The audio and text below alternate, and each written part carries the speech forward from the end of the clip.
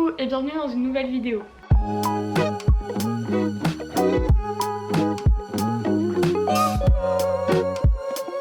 Alors je sais, ça fait encore une fois extrêmement longtemps que je n'ai pas filmé de vidéo puisque normalement là ça fait une semaine que je vous ai posté le vlog, mais pour moi ça fait déjà un mois que je l'ai tourné et avant ça il y avait eu vraiment un gros calme plat sur la chaîne pendant quasiment 3 mois et j'en suis vraiment désolée. J'ai eu pas mal de soucis, enfin pas des soucis mais genre les cours m'ont pris beaucoup de temps et je n'avais ni le temps de lire ni le temps de faire de vidéos, du coup ça paraît logique. Mais par contre j'ai eu le temps d'acheter. Et c'est pour ça qu'on se retrouve aujourd'hui puisque je vais vous faire un book haul. Le dernier book haul que je vous ai fait sur la chaîne il date d'avant les vacances, d'avant les grandes vacances je crois, donc ça fait un bout de temps. Et ben ouais, il va falloir que je vous montre tout ce que j'ai acheté depuis. Enfin je vais pas tout vous montrer parce que très honnêtement déjà il y a des choses que j'ai pas sur moi. Puisque je suis dans mon appartement étudiant et j'ai ramené certaines choses chez moi en Normandie. Et en plus bah, certaines choses j'ai complètement oublié que je les avais achetées durant ce laps de temps. Donc voilà, mais vous inquiétez pas, il y a quand même énormément de contenu. Je vais vous montrer tout plein de choses. Et puis voilà, de toute façon les vidéos book haul ça me plaît à moi. Donc c'est parti. Pour ceux qui n'aiment pas les mangas, je vous préviens tout de suite, par contre ça va être ça en très grande majorité. Je vais d'abord parler des mangas, il va y avoir aussi un webtoon que je considère dans la catégorie manga. Et je vous parlerai des livres dans une deuxième partie à la fin de la vidéo puisqu'ils sont pas en très grand nombre. Donc je me suis dit que voilà j'allais en parler ensuite. Et dernière petite information aussi avant qu'on commence, je ne vais pas vous les montrer dans l'ordre des achats puisque ça remonte à bien trop longtemps pour que je m'en souvienne, mais je vais vous les présenter par période parce que ça je me souviens. Par exemple je me souviens que j'en ai acheté certains pendant les grandes vacances, ensuite d'autres après, enfin bref voilà. Donc le premier il s'agit du tome 3 de Blue Lock. Je sais pas si je vous en avais parlé mais j'ai découvert les tomes 1 et 2 du coup pendant les grandes vacances, pendant que j'étais en Espagne, je les ai lus là-bas. Et ça a été un immense coup de cœur pardon. Donc j'ai acheté le tome 3. Là quand je vous parle il y a déjà le tome 4 et le tome 5 qui sont sortis, j'ai pas encore eu l'occasion de les acheter, mais ce tome 3 était également un coup de cœur. On va passer un petit peu dans la catégorie Demon Slayer puisque là j'ai plusieurs tomes à vous présenter. Durant les grandes vacances toujours, j'ai acheté le tome 18 et ensuite j'ai pu acheter le tome 19 en coffret collector avec le deuxième roman qui s'appelle Le papillon qui ne pouvait plus voler. Je l'ai pas encore lu celui-ci, le roman, mais pendant les vacances de Noël j'ai enfin eu le temps de lire le tome 18 et ce tome 18 et ce tome 19 qui étaient sans surprise des coups de cœur. Vous le savez, Demon Slayer est ma saga favorite, enfin du moins une de mes sagas favorites et j'ai pleuré. Ensuite, encore une fois une suite de saga, il s'agit des tomes 3 et 4 de Toilet Bond Hanakoken. J'ai lu le tome 1 et le tome 2 quand ils sont sortis. Je crois que... je sais même pas si je vous les avais présentés dans un book haul. Donc voilà, vous savez que je fais cette collection maintenant. Et celle-là aussi je vous la conseille pas mal. Très honnêtement dans ces premiers tomes il se passe pas grand chose. Donc si vous êtes pas trop sûr d'aimer, je vous conseille d'aller voir l'animé qui est disponible sur des plateformes de streaming genre Voir Anime, tout ça. Franchement moi j'avais beaucoup aimé l'animé, je crois que je l'avais regardé au mois de janvier et j'avais très hâte que ces tomes sortent. Je suis très contente de les avoir et ça me fait très plaisir de les lire. Après voilà, c'est pour vous, je vous informe, il se passe pas énormément de trucs, c'est juste que les graphismes sont vachement beaux et puis c'est marrant, voilà, c'est une petite lecture assez légère. Ensuite, ça aussi ça fait un bout de temps que c'est sorti, j'ai eu le coffret collector de l'Attaque des Titans, enfin du dernier tome de l'Attaque des Titans et donc avec ça il y avait le premier chapitre publié oui, dans sa version originale avec les croquis d'Isayama. Et donc celui-là je l'ai pas encore lu, enfin si je l'avais lu en scan au début de l'année aussi, mais je l'ai pas lu en manga, enfin en version papier.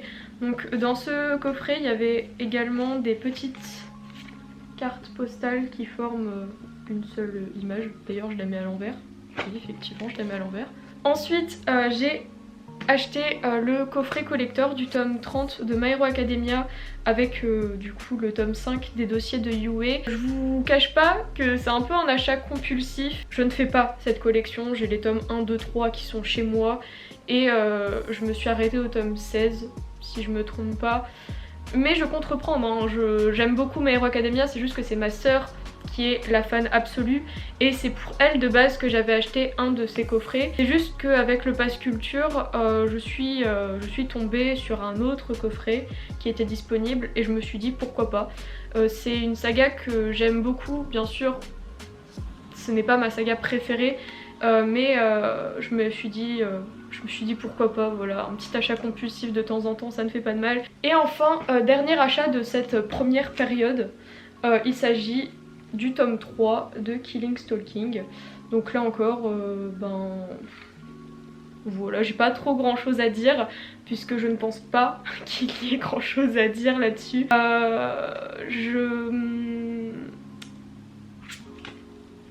Ne le lisez pas si vous êtes trop jeune.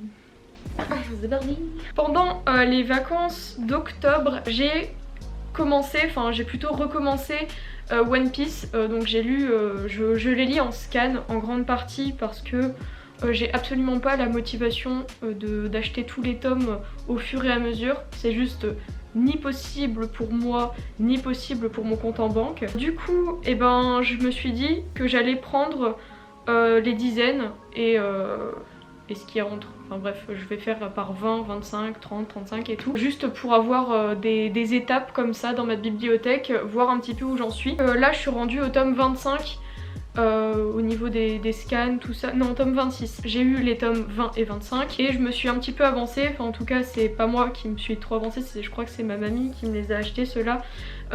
J'ai eu les tomes 30 et 50. Là pour le coup il n'y a ni le 35, ni 40, ni 45.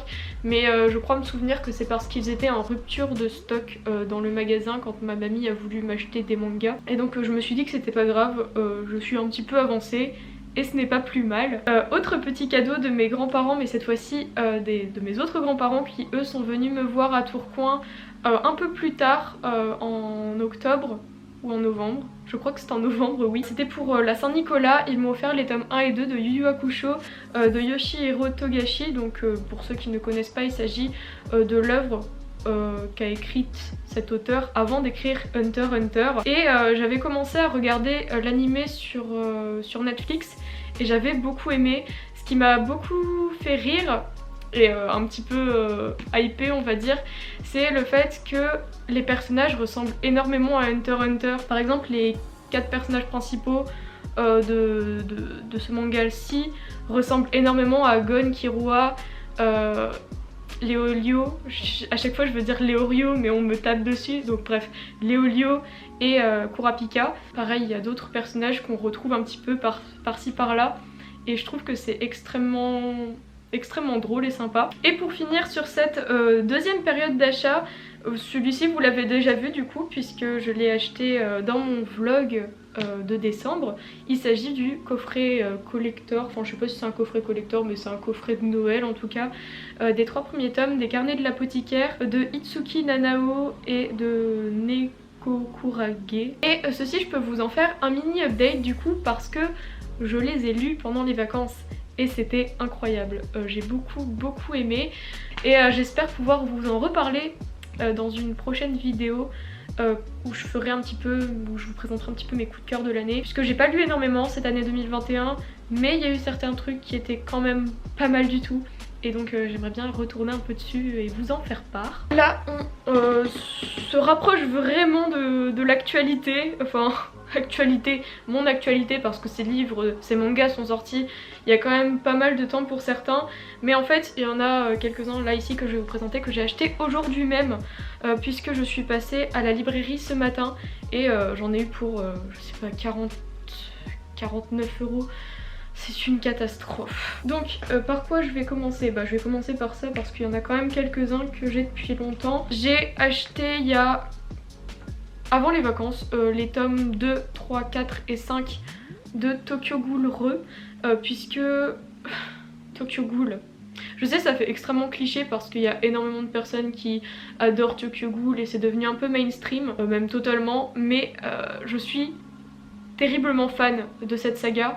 Et Tokyo Ghoul Re, pareil, je vous en avais parlé, je vous avais parlé du tome 1 dans un vlog et j'avais dit que j'avais pas trop apprécié le fait que ce soit un petit peu plus humoristique, je sais pas, j'avais senti un petit peu une dimension humoristique qui m'avait pas paru convenir trop à cet univers. Là pour le coup, dans ces tomes-ci que j'ai lus, c'est pas du tout ça, genre là vraiment on est plongé dans le vif de l'action, ça y va, et je les ai tout simplement adorés. Donc aujourd'hui j'ai forcément dû aller acheter la suite, et donc j'ai pris les tomes 6, 7 et 8 logiquement. Pour la petite info, j'ai regardé l'animé mais je sais qu'il est extrêmement différent, tout comme pour la saga principale, donc je ne fais pas trop confiance à ce que j'ai vu. J'ai quand même très hâte de découvrir vraiment ce qui va se passer. Ensuite pareil, celui-ci est sorti il y a un brin de temps,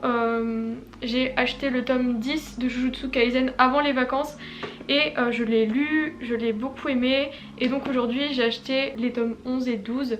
En fait j'ai un problème avec cette saga, je vais facilement pouvoir en lire un en janvier, puis lire le tome suivant au mois d'avril, et c'est beaucoup trop en fait. Donc du coup je suis au fur et à mesure sortie de cette saga, et je trouve ça vraiment dommage puisque quand je relis un tome maintenant j'ai du mal à connecter toutes les informations, j'ai du mal à vraiment être dedans et à ressentir toutes les émotions que je devrais ressentir.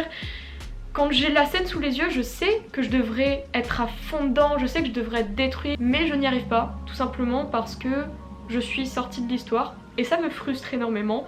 Du coup, je pense que avant de lire ces tomes 11 et 12, je vais me faire une relecture soit complète, soit à partir du tome 5, au moins pour avoir quand même pas mal d'informations essentielles. On continue et on revient un petit peu dans le domaine Demon Slayer, puisqu'aujourd'hui j'ai acheté les histoires courtes, qui est un petit tome bonus, je sais pas trop, donc de Koyoharu Gotoge encore une fois. Je pensais au départ que c'était un roman, tout comme le papillon qui ne pouvait plus voler ou quelque chose comme ça, et en fait pas du tout, c'est encore une fois un manga, et j'ai très hâte de le lire. Je devais vous montrer avant de passer au livre, mais du coup pour Noël j'ai enfin eu toute la fin de la saga Hunter x Hunter, donc je vous montre ici parce que très honnêtement j'ai absolument pas envie de les porter et de les déranger. J'avais jusqu'au tome 22 ici et j'ai eu absolument tout le reste, ce qui est très cool, et encore une fois une de mes sagas préférées. Et puis voilà, j'ai beaucoup de lectures maintenant, je suis très contente puisque c'est ma plus grosse saga qui est enfin finie, enfin qui est enfin finie, on s'entend là-dessus. Pour les cours, j'avais dû lire un livre puisqu'on avait un devoir à réaliser sur un livre, on devait le suivre de sa sortie jusqu'au mois de décembre un petit peu pour voir comment il évoluait dans les librairies, sur les réseaux sociaux, tout ça. Et moi du coup je l'ai eu en service presse grâce à mon IUT. Et il s'agit de True Story de Kate Reid Petty. C'est en français, c'est publié chez les éditions Goldmeister. Et très honnêtement je l'ai pas énormément aimé. Je vais pas dire pourquoi puisque ce serait trop long, mais je sais pas, j'ai trouvé que c'était un livre assez insupportable en fait. Je suis très crue dans mes paroles, mais vraiment j'ai trouvé les personnages insupportables. Il y a juste la fin en fait qui m'a fait dire que c'était pas un si mauvais livre que ça. Elle m'a plutôt surprise. Maintenant on va passer au livre que j'ai eu pour Noël, et donc celui-ci c'est pas un livre à proprement parler, c'est un livre de cuisine. Donc il s'agit de Pas de viande ce soir. Je suis très contente de l'avoir eu parce que je sais jamais quoi faire à manger et généralement ça tourne toujours autour des mêmes choses, du style des pois et de légumes ou des petits pois. Du coup voilà, maintenant je vais pouvoir varier mes repas. Je vais rester dans le style de livres qui ne sont pas vraiment des livres. Celui-ci je l'ai rangé ici. Il s'agit du guide, puisque je crois que c'est un guide, BTS, que ma soeur m'a offert. Et je suis trop contente tout simplement. De base c'était elle qui en avait un et je l'ai quasiment menacée en fait de lui piquer. Pour finir on va passer au roman, et j'ai eu les tomes 1 et 2 de Dune par mon tonton. Il savait pas du tout quoi m'offrir, et il a plutôt bien cerné mes habitudes de lecture, mes choix de lecture, tout ça. J'avais été le voir au cinéma et j'avais beaucoup aimé. J'avais entendu dire que les livres étaient beaucoup plus lents, il y avait beaucoup plus de choses que dans les films, ce qui est logique. Et donc j'ai très hâte de voir les différences qu'il va pouvoir y avoir. Et enfin, là du coup c'est vraiment mes pépites, c'est la trilogie du château de Hurle de Diana Wynne Jones. Donc il y a le château de Hurle, le château des nuages, oui c'est ça, et la maison aux 1000 détours. Voilà, je ne répéterai jamais assez mais je suis extrêmement heureuse. J'ai eu l'occasion de lire le tome 1 pendant les vacances de Noël. Je crois que j'ai dû le dévorer en 2-3 jours tellement c'était bien. Pareil, je vous en reparlerai dans une autre vidéo sûrement puisque ça a été un véritable coup de cœur. Déjà de base, le château ambulant c'est un de mes Ghibli préférés, mais là vraiment c'est un autre level puisque c'est extrêmement différent et c'est cette différence qui fait sa grande force en fait pour quelqu'un qui connaît le Ghibli. Je sais pas trop comment l'expliquer, je vais essayer d'y réfléchir un petit peu pour que ce soit plus clair dans une autre vidéo. Mais en tout cas voilà, j'ai adoré et j'ai très hâte de découvrir le contenu des 2 autres tomes qui risquent d'être extrêmement différents puisque finalement l'histoire de Sophie et Hurle elle est finie dans ce tome-ci et de ce que j'ai compris on va suivre des personnages totalement différents dans ces tomes-ci. Du coup j'ai très hâte. Tant qu'on y est et avant que le soleil se couche définitivement, puisque là vous voyez peut-être pas, sûrement que si, mais en tout cas il fait presque noir. J'ai mon autre tonton qui m'a prêté des livres avant que je retourne dans mon appartement et donc je vais vous les montrer aussi du coup. Et donc le premier qui est ma lecture du moment, il s'agit de Sidération de Richard Powers. Et donc là-dedans on va suivre un homme qui raconte son histoire avec son fils qui apparemment est autiste. Et pour l'instant j'en suis à la page 71 et ça se lit extrêmement vite. C'est vachement bien, je saurais pas trop vous dire dans quelle mesure c'est génial, mais c'est juste passionnant en fait. On tourne les pages sans s'en rendre compte. J'ai très hâte de vous en reparler et de lui en reparler à lui aussi. Et enfin, pour finir, il m'a prêté Betty de Tiffany McDaniel. Donc ça c'est un livre que je voulais lire depuis assez longtemps puisque j'avais assisté à une conférence avec un membre de la maison d'édition Goldmeister, encore une fois pour ce devoir que j'avais dû réaliser pour ma formation.